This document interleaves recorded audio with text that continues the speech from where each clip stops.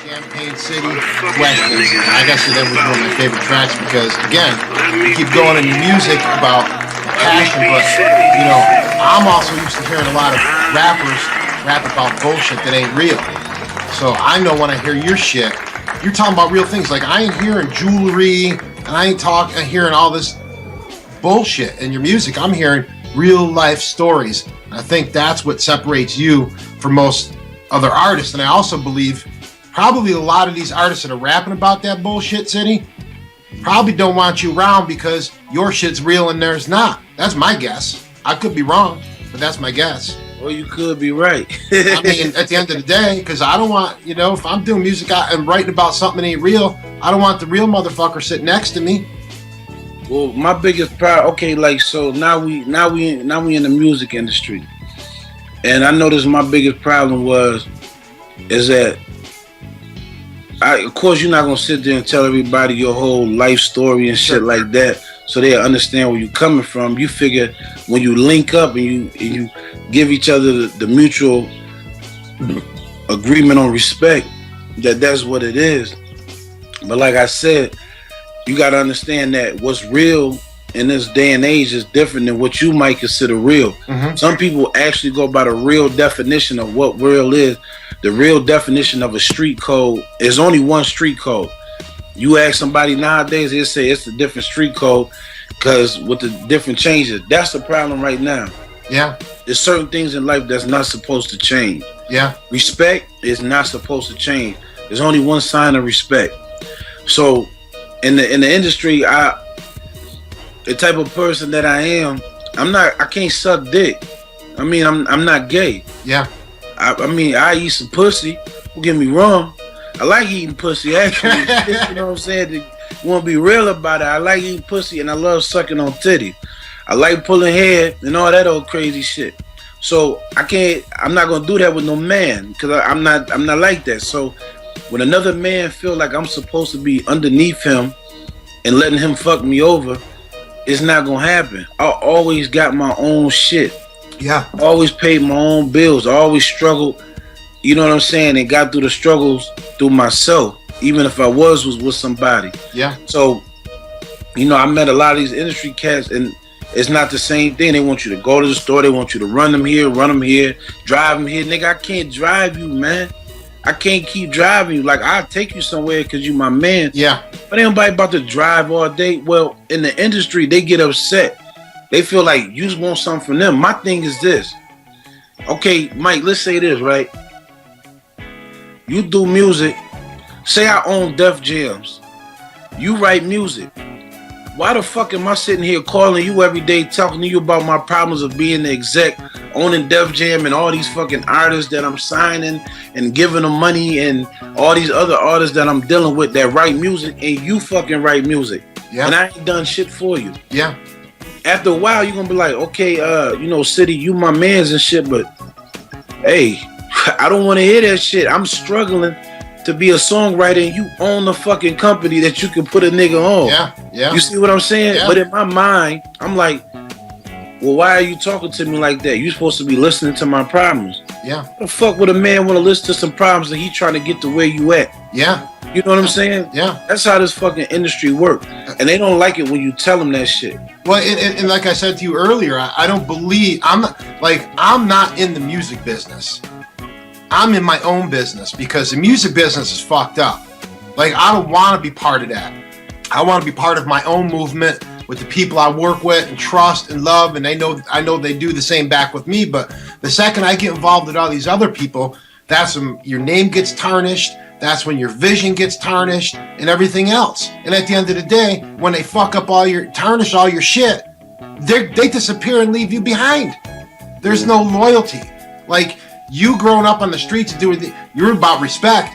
You want to get in the music business, you ain't gonna find a lot of respect in the music business. No. You know what I mean? It's a bitch. It's a motherfucker trying to find real people in this industry. That's why I believe you got to create your own movement and your own thing. Uh-huh. And don't get wrapped up with what this guy could do for you, because you're an intelligent guy. If you can figure out how to cook up crack and do this and do that, you can certainly figure out how to get your music out there. But you know what's so crazy? You can get your music out there, but The hate is so strong in this music game. People fight for you not to be successful. Yeah. That's why like I always argue 2012 is a year that I said, you know what, I'm gonna be a rapper for my mother. And I'm gonna try to figure out a way to get this rap money for my children. Yeah. In 2012, my mother was already sick. So every time I left and was getting something popping, I always had to come back home, take care of my mother. And you were this close several times too. Yeah, a lot of times. And I had to just call it quits because my mother, you know what I'm saying? Like, and people didn't understand the impact of the type of person I am, but I'm very passionate. Like, if I tell you my mother is sick and you say, yeah, but you need to be here, you just told me fuck my mother. Now, how do you want me to react to that? I'm not going to yell at you. Yeah. I'm not going to snap on you, but I can't talk to you. And I'm going to tell you like this. Listen, what you just said was very disrespectful, and I apologize for wasting your time, but this ain't going to work between us because you basically told me fuck my mother. Yeah. Instead of saying, I'm going to give you a little time. Handle your business. I'm going to fuck with you. You saying, but what about next week? Nigga, my mama ain't going to be good next fucking week. If I tell you she on dialysis don't stop in a fucking week. Actually, you go 3 times a week. Yeah. How the fuck is I'm supposed to, you know what I'm saying? That's how you want to react, but you still got to be this gentleman. You still got to give the respect, even though you constantly being disrespected. Yeah. And at this point in your life, you also got kids. I got kids. You got kids. Have any of your brothers passed at this point? Man, I got 3 brothers that passed at this point, man. You know, my brother Jonah just got killed 2 years ago.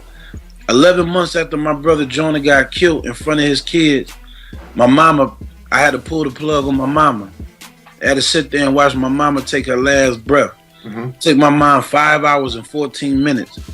You know what I'm saying? Yeah. Take her last breath. You had just moved to Atlanta at this point, I remember. I just moved to Atlanta. You were writing music for a show or something like that. You had a lot of stuff going on. I was writing for Empire at the time. I had a deal with Adidas on the table. I had another deal in the works. And I got a call like, you know, we about to start your mama on dialysis. Mm-hmm. So, I mean, I had to pack my shit up and go because don't nobody take care of my mother. Yeah. I was the only man taking care of my mama. Yeah. You know what I'm saying? So, I mean, there's nothing I can do. You know, my oldest son, I got custody of him. His mother's in prison. You know what I mean? Pray to God she be home within a year. But, you know, I got responsibilities. And that's my thing because I'm dealing with a lot of these rappers. I'm writing hooks for them. Mm-hmm. I'm helping their career pop off. And at the same time, we talking about what's going on in my life. Yeah. I think when I left to take care of my mother, the motherfuckers was reaching out to me. Fuck no. You know what I mean? One thing that I do love is that they taught me that in this music game, you better get yours. Yeah. You better get yours first too. Yeah. And there's no way around that. Yeah. And to me, a lot of this story that I've been building up to today, you know, I know very little bit about you, but I also know, man, your loyalty has been impeccable. I also know you've been through a hell of a lot of shit and refuse at this point in your life to go back to that place. Like even, you know, when you came to Detroit and I met you at, what was it, Eminem Rihanna after party, right? You've been kind of trying to do things right at that point in your life. Okay? Yeah, I just quit selling dope. Right. At June. You had promised your mother these were things you were going to do, right? Yeah, I told my mom I'd never sell dope again. I never shoot nobody. Yeah. I said I would never kill nobody again. I said I ain't gonna do none of that shit no more. And to me, when we met there, we had a situation that came up where you spent pretty much last year money on this computer, this laptop computer, this Mac, and you were helping us download film footage to your Mac. Well, we had to go in the basement with the shit, and we left your computer unattended. And then somebody came and stole your computer, right? Well, let's tell the story like this. The guy who was running the Fillmore said that it was all right and it was safe. Yeah. That my laptop was there, and that's why we did it. You know what I'm saying? Yeah. And somebody stole my shit.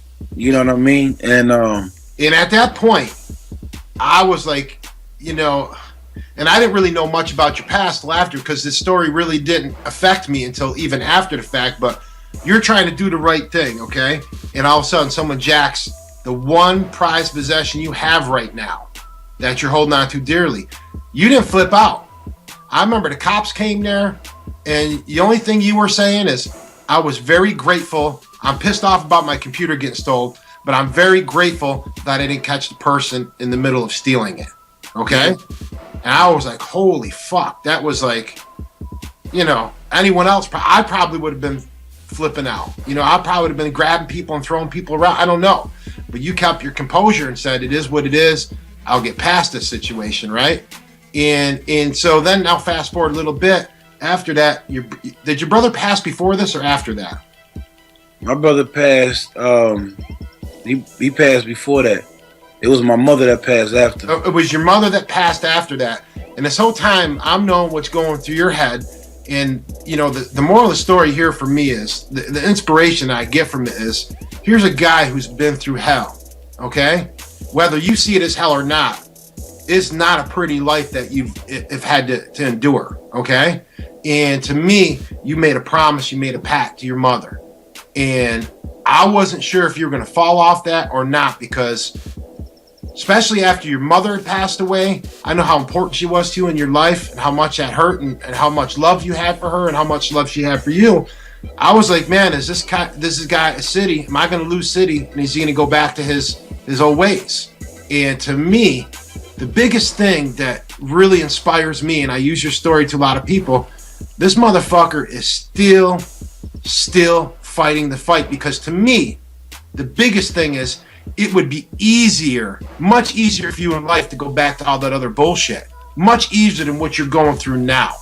And to me, City, I don't even know if you realize it, but that's some serious shit. Like, to me, there's not many motherfuckers as strong as you out there in this world, because you can go back to this easy bullshit. You can, to me, cooking crack, robbing, shooting, whatever, that's easy compared to what the struggles you're going through now. And I'm not even sure if you realize how huge this is for you, many other people that might not acknowledge what you're doing around you, your kids. Like, this is some big shit. Fuck the music business. This is life. And to me, City, I get goosebumps thinking about what you're going through. And I pray every day that you make it through this, because, you know as well as I do too, life changes every day. You can easily fall back into that old bullshit, and you'll still be fine there, but this is incredible what you're doing over here. So all the things that you have done in life, to me, don't mean shit compared to what you're doing now. It goes like, it just go like this, man. If you weak, you weak. If you strong, you strong. It don't matter what you go to, you just strong. They say every strong person go through a weak point in life. And that is very true. But I got two little boys. You know what I'm saying? I can't be broken. Yeah. Anyway, but I gotta teach my boys how to be men. You know, the problem with the way that I grew up is I never had a father. Yeah. I knew that I would have been a success in something, because it was already destined for me to be a success in something. You know what I mean? I can't even tell you how many artists that are popping because of me. Yeah. Songs that I wrote for them is the reason why they even made it to the charts and made it to the labels. Can we name drop or no? Nah, we can't name drop. I thought I'd try. I don't think so. You know what I mean? Like, I do want to name drop, but nah, that's cool. They still watch me though. Yeah. They still watch me. Well, they're probably waiting to see if you're gonna blow their cover. Yeah, but you see, that's what they want to do. But then if I do that, then they're gonna say what they want to say, and then I'm gonna go old school, because I'm not gonna let you disrespect me after you already shitted on me. You know what I'm saying? I can't allow that much to go on. But it's just like, whether God wanted music to be for me or what it's not. But one thing, and we definitely gotta make sure this shit pop, is that, my nonprofit organization is called Thank You. And I was working for a care home, and in the care home, like, these dudes' shoes was fucked up.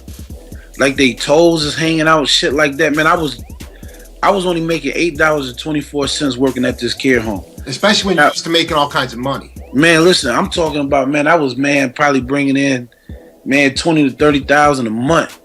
You know what I'm saying? On a week month. Yeah.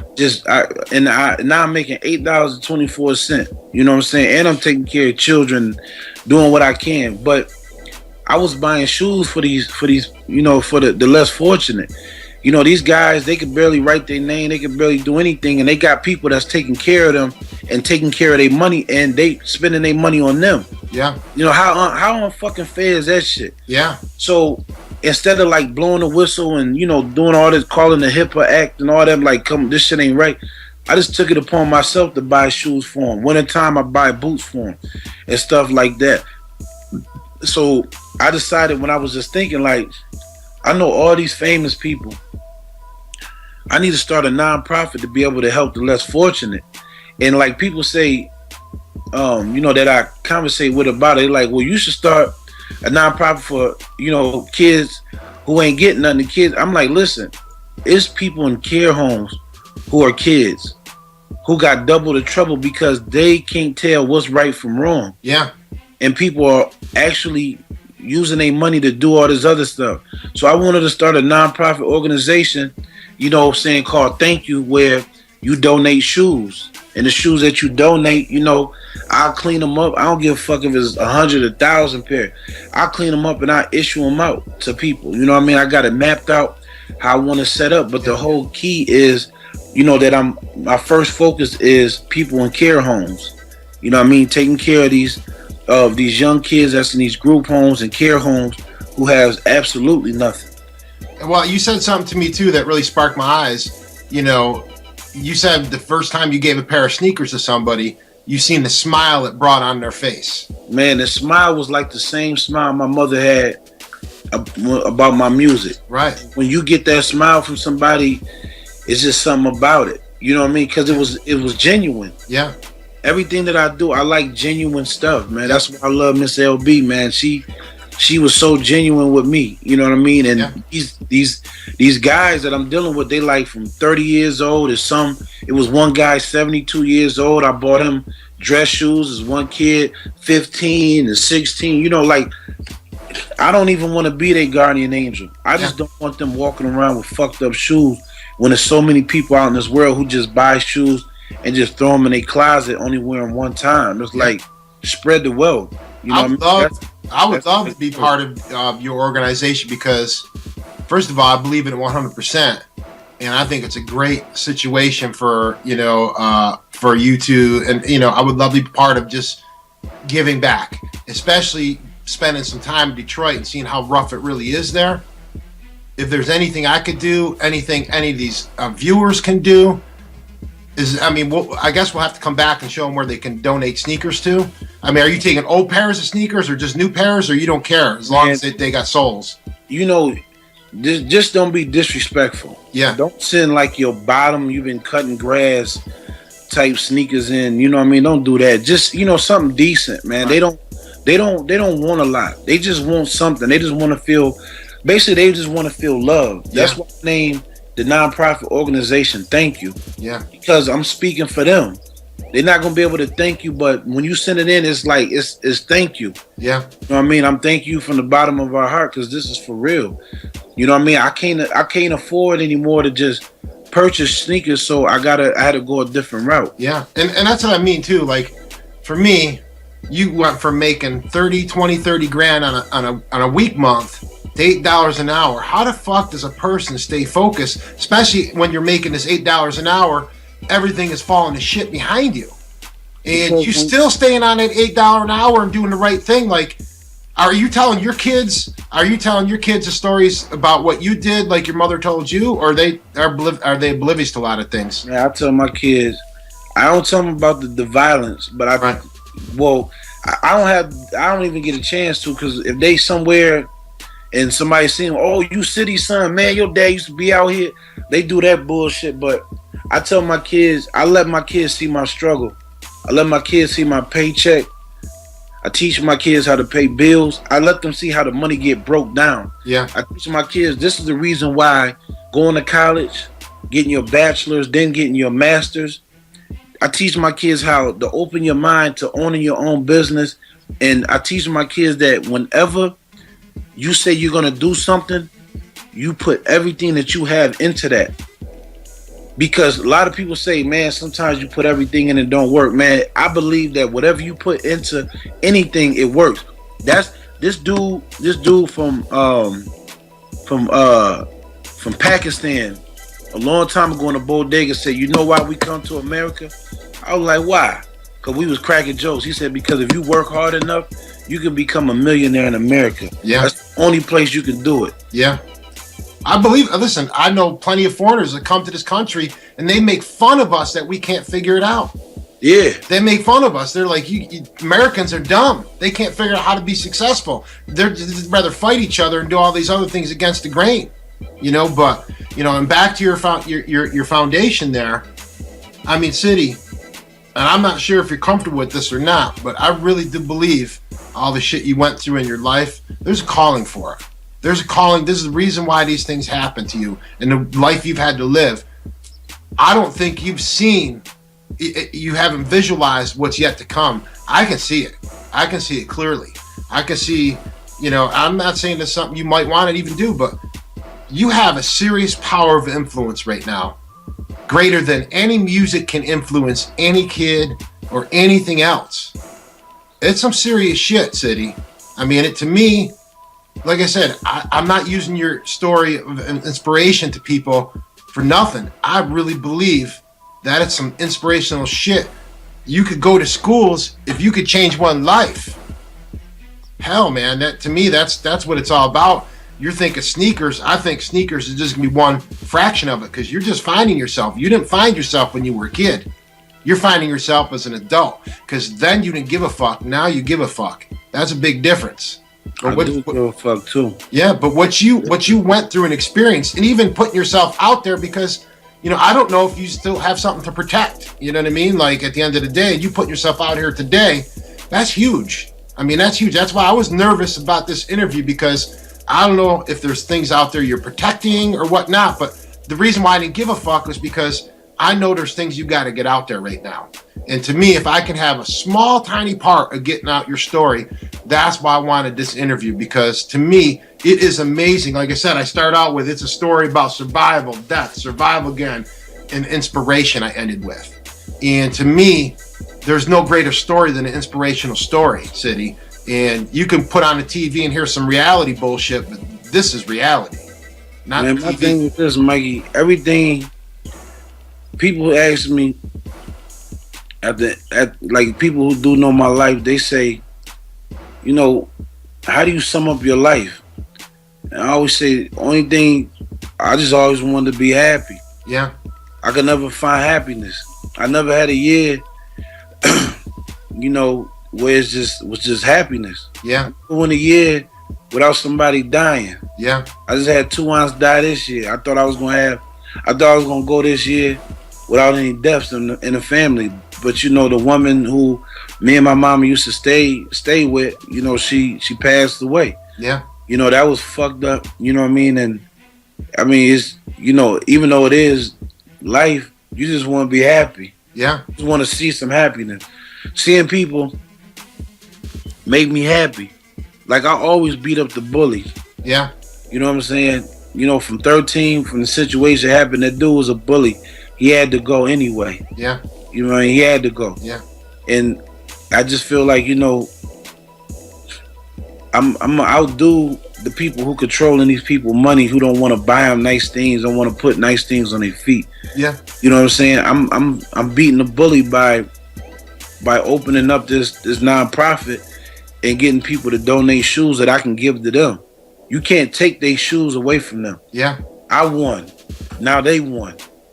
Because now they don't fucking need you for the shoes. You keep their fucking money because they always going to be fresh. Yeah.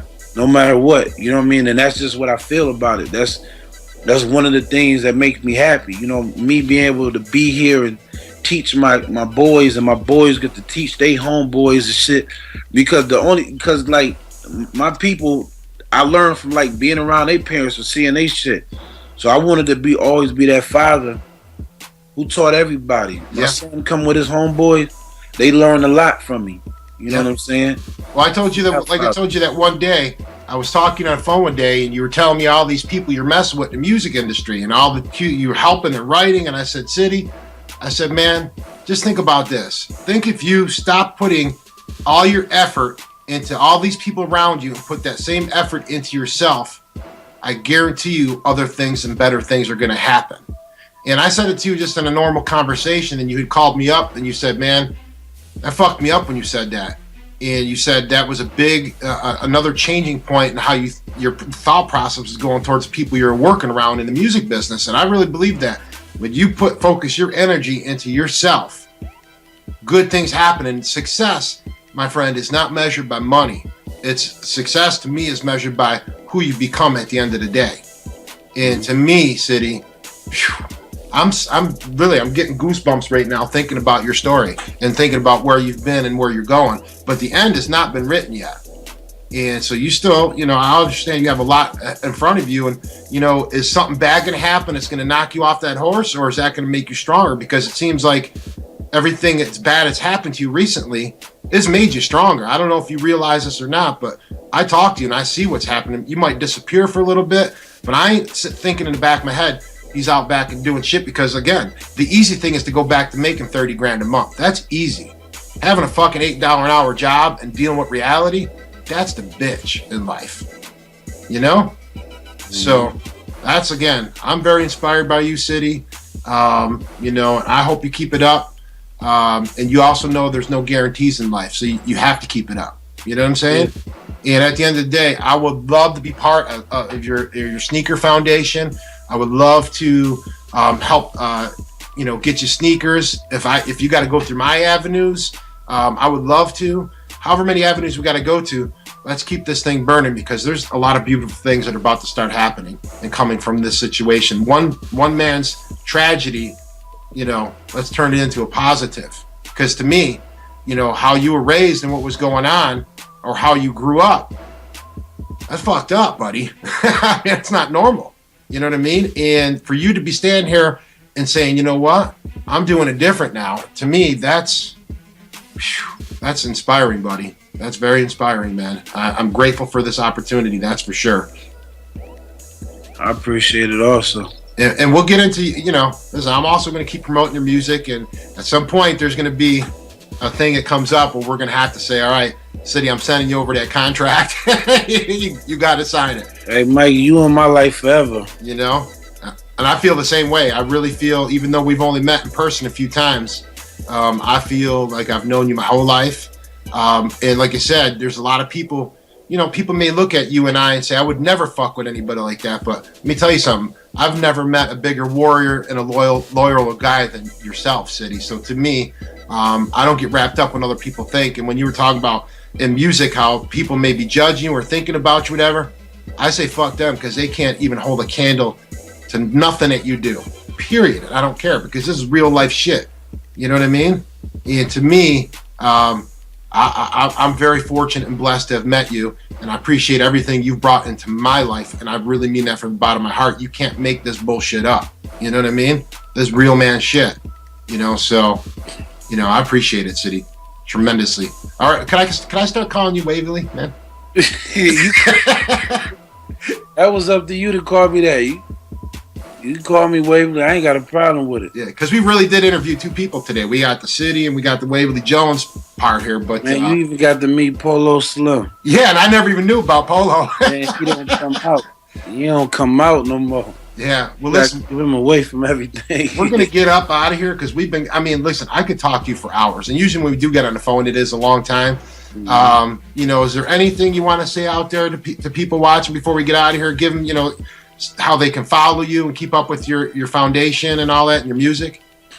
Well, as far as the foundation, we still in the works for that. But the one thing that I want people to take out of this is that I don't care if you don't like anything that I said or anything that I've done or anything that I do, or anything that I care about is I want you to care about the Thank You Foundation from everything, because you ain't gotta like a person to help a person who want to help other people.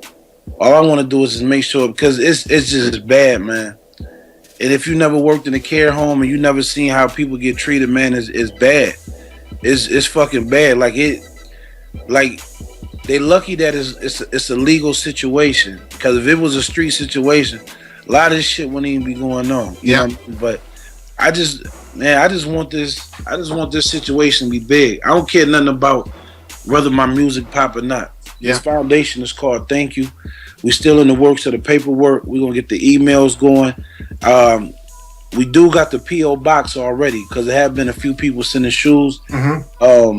And I get the P.O. box to you, so you can, go ahead and get that situated for anybody who want to send in shoes. And the thing is just please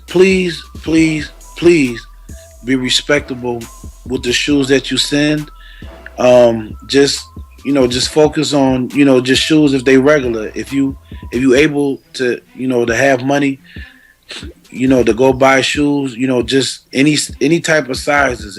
It's multiple sizes, women's shoes, whatever, anything that you just have you don't want to wear, just please send it to the P.O. box. You know what I mean? You can write all of this stuff off. You know what I'm saying? Boys, girls, younger people, older people, it doesn't matter. All sizes and all shapes. Sizes. Yep. As long as they ain't been cutting grass. Yeah. Cause it's just something about you cut grass, you got that big old green stain on the side of the sneaker. It's ridiculous. Well, give them a Twitter. Is there a Twitter or Facebook or some kind of handle people can follow you? Because I'm sure you're going to be tweeting about it at some point. And I will do the same. I think I have 12,000 followers, so I'll be getting it out to them too. Yeah, my everything is Champagne City. My Instagram, Champagne City. My Twitter is, I think it's @1 Champagne City. I'm pulling it up right now just to make sure. And at the very least, too, we'll when this show's over, we'll put the credits up below where they can find you too. Yep, it's @1 Champagne City, ChampagneCity.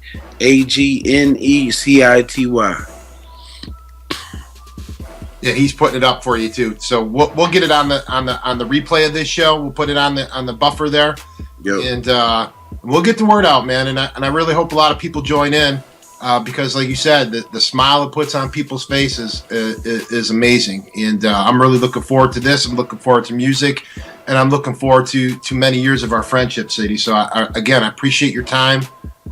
I don't know if this was easy or tough or what, but I really appreciate what you did for me tonight, and also for many people that are going to be watching this shit, because I'm going to pound this video down people's throats. That's for sure. Man, I appreciate everything, man. All right, City. I'll talk to you soon, buddy. All right. Thanks, man. Yep.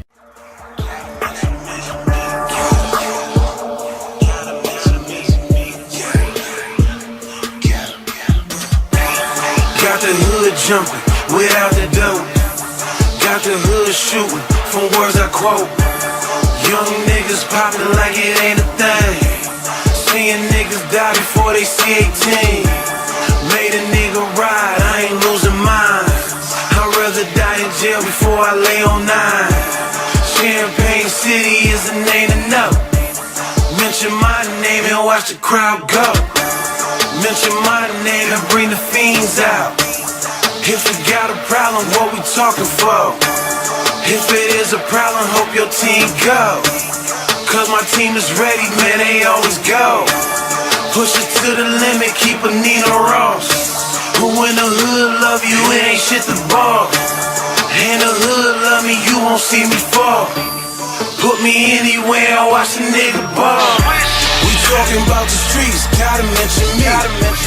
Got the hood jumping, gotta mention me. Got them clubs jumping, gotta mention me. Money, Michigan, yeah, that is a thing. We talking about the streets, gotta mention me. Got the hood jumping, gotta mention me. Got them clubs jumping, gotta mention me. Money, Michigan, yeah, that is a thing. Champagne City, man, you know that nigga. I guarantee you, nigga, I'ma rob that nigga. I guarantee you then, you gon' die, my nigga. If I don't kill you then for tryna rob me, nigga. I got the club going nuts, I got them killers in it. And them killers outside, all type of different rides. You don't know when it's coming, so let a nigga be.